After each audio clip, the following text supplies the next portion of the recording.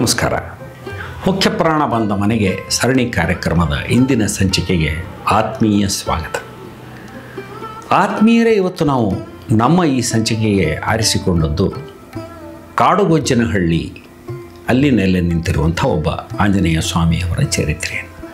ಈ ಕಾಡುಗೊಜ್ಜನಹಳ್ಳಿ ಎಲ್ಲಿ ಬರ್ತಂದ್ರೆ ಉರುಡಿಗೆರೆ ಹೋಬಳಿ ತುಮಕೂರು ತಾಲೂಕಿನಲ್ಲಿ ಬರುವಂಥ ಒಂದು ಪುರಾತನವಾದಂಥ ಒಂದು ದೇವಾಲಯ.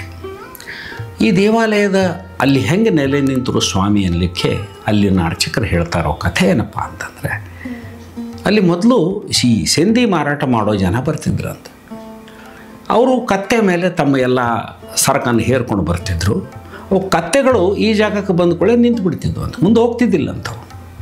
ಅವರಿಗೆ ಆಶ್ಚರ್ಯ ಆಗೋದಂತ ಆ ಕತ್ತೆ ಮಾಲೀಕರಿಗೆ, ಏನಪ್ಪ ಇದು ಹೀಗೆ ಅಂತ.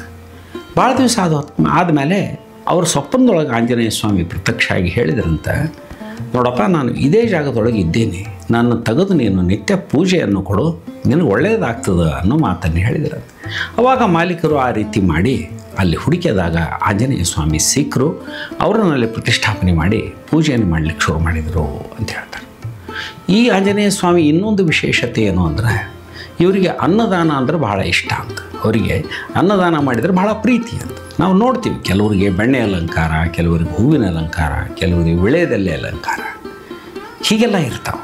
ಇವರಿಗೆ ಅನ್ನದಾನ ಬಹಳ ಪ್ರೀತಿ ಅಂತ. ಹೀಗಾಗಿ ಹೆಚ್ಚು ಕಡಿಮೆ ನಿತ್ಯ ಅನ್ನದಾನ ಅಲ್ಲೇ ಆಗ್ತಿರ್ತದೆ ಅಂತೇಳಿ ಹೇಳ್ತಾರೆ.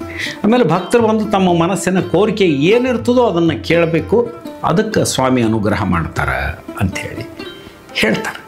ಆಮೇಲೆ ಪ್ರತಿ ಶನಿವಾರ, ಹುಣ್ಣಿಮೆ, ಅಮಾವಾಸ್ಯೆ ವಿಶೇಷ ಪೂಜೆಗಳನ್ನು ಇಲ್ಲಿ ಮಾಡ್ತಾರೆ.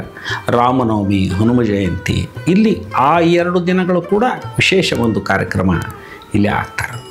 ಆಮೇಲೆ ಇನ್ನೊಂದು ಅಂದ್ರೆ, ಈ ಉತ್ಸವ ಮೂರ್ತಿಯನ್ನು ತೊಗೊಂಡೋಗಿ ನೀವು ಜಲ ಸಮೀಕ್ಷೆಯನ್ನು ಮಾಡೋದು. ಅಂದರೆ ನೀವು ಬೋರ್ವೆಲ್ ಹಾಕಿಸ್ಬೇಕು ಅಂತಂದ್ರೆ, ಈ ಮೊದಲೇ ಹೇಳಿದ್ರೆ ಈ ಸ್ವಾಮಿಯನ್ನು ಕರ್ಕೊಂಡು ಬರ್ತಾರಂತ. ಅವರು ನಿಮ್ಮ ಒಂದು ತೋಟದಲ್ಲಿಯೋ ಅಥವಾ ಹೊಲದಲ್ಲಿಯೋ ಯಾವ ಜಾಗದಲ್ಲಿ ನೀರು ಸಿಗ್ತದೆ ಅನ್ನೋದನ್ನು ಅವರು ಸೂಚಿಸ್ತಾರಂತ. ಹೀಗಾಗಿ ಅದು ಒಂದು ಈ ದೇವರ ವಿಶೇಷತೆ.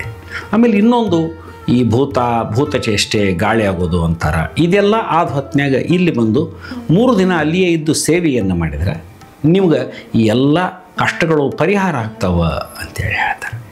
ಇಂತಹ ಒಬ್ಬ ಅಪರೂಪದ ದೇವರು ಕಾಡುಗೊಜ್ಜನಹಳ್ಳಿಯಲ್ಲಿ ನೆಲೆ ನಿಂತಿದ್ದಾರೆ.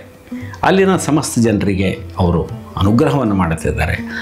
ನಿಮ್ಮೆಲ್ಲರಿಗೂ ಅವರು ಅನುಗ್ರಹವನ್ನು ಮಾಡಲಿ ಅಂಥೇಳಿ ಕೇಳಿಕೊಂಡು ಇಂದಿನ ಈ ಸಂಚಿಕೆಯನ್ನು ಮುಕ್ತಾಯ ಮಾಡ್ತೇನೆ. ಜೈ ಶ್ರೀರಾಮ್, ಜೈ ಬಜರಂಗಬಲಿ.